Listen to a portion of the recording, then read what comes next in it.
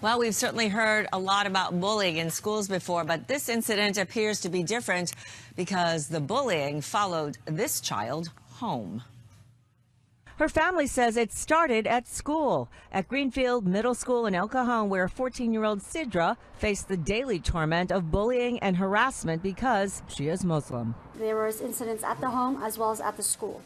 So there was a continuous issue with these same students. Some of the students taunted her for wearing a hijab, the head covering like this one worn by Muslim women. Sidra was mocked. Do you have hair? Are you a cancer patient?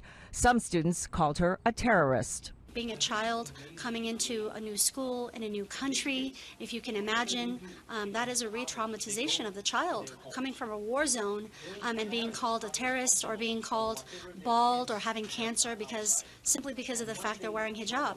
At this news conference called by the Council on Islamic American Relations, known as CARE, advocates for the family say the harassment escalated over many months.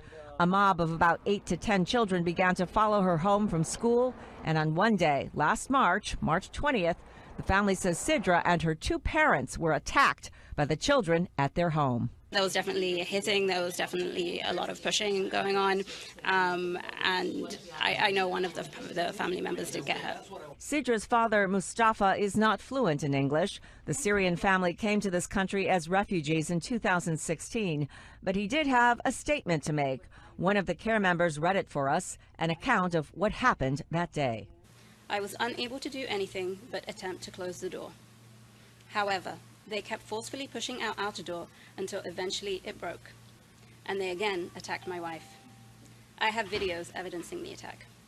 The assault was reported to the Sheriff's Department as well as the middle school and the school district. Advocates for Sidra's family say Principal Greg Calvert provided no remedies and, worse, did not seem to care. They went to the principal and they reported it, and it was met with indifference and an unwelcoming, blank face. He just had nothing to say to them. Even when we became involved, Principal Calvert threw myself and Sundos, my colleague, out of the principal's office, and the sheriff's juvenile investigator was there as a witness, and he had said he had never seen this type of behavior from a principal in his more than 20 years of service with the juvenile department.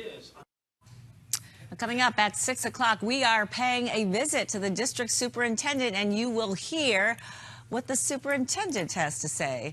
CARE and other representatives of the Muslim community here in San Diego say they are deeply troubled by reports that other Muslim students at the very same school are also facing harassment. Now, CARE is calling for the dismissal of the school principal, Greg Calvert, and an update to the school's anti-bullying policies that would also include education about Muslim practices, including the wearing of hijab. Wow.